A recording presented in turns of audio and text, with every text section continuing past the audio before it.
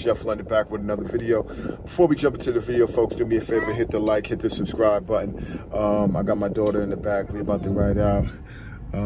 Say hey. Hey. Say what's happening. Before we jump into the video, folks, check out my free 21-day fat loss program. It's free. I used to sell it. I'm giving it to you for free. All you have to do is email me, put fat loss in the title of the email.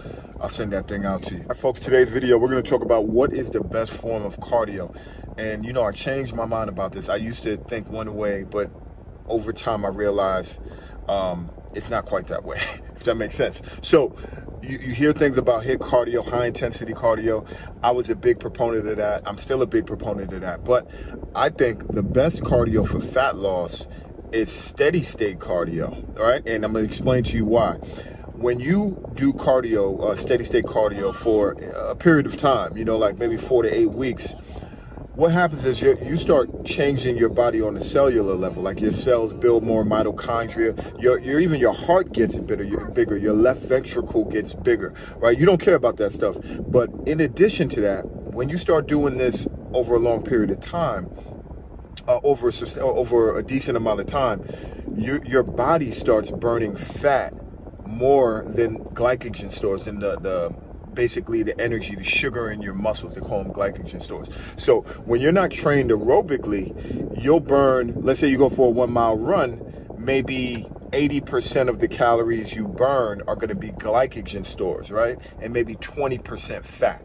All right, this is just, you know, these numbers aren't exactly accurate, but it's pretty damn close. Now, when you start training steady state cardio for a long period of time, instead of burning that 80-20, where you're only burning 20% of fat, you'll start burning 60-40. So you burn 60% glycogen stores and maybe 40% of fat. So your body will start burning fat more rapidly. It will make these adaptations and allow you to just, and the reason why your body does that is to allow you, give you more energy to run longer.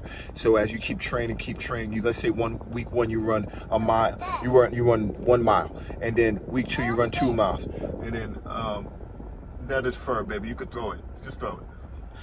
Week 3, you run 3 miles. Now, what's going to start happening is your body's going to start adapting.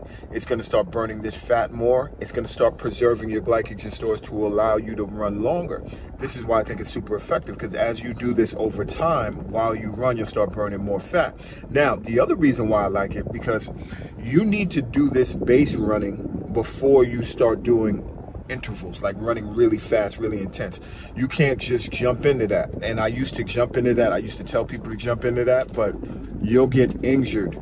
And you need to build that base level of conditioning first before you start doing high intensity interval training. So now high intensity interval training, once you build that base, and then you start doing like fast sprint for 60 seconds and then walk for 60 seconds, or sprint for 30 seconds, walk for 30 seconds. Then you could do that type of cardio after you build the base.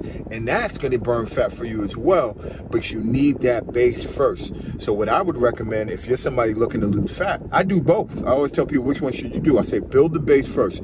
Do long steady state cardio. Do that for like 4 to 8 weeks, 4 to 6 weeks. Have your body start burning more fat.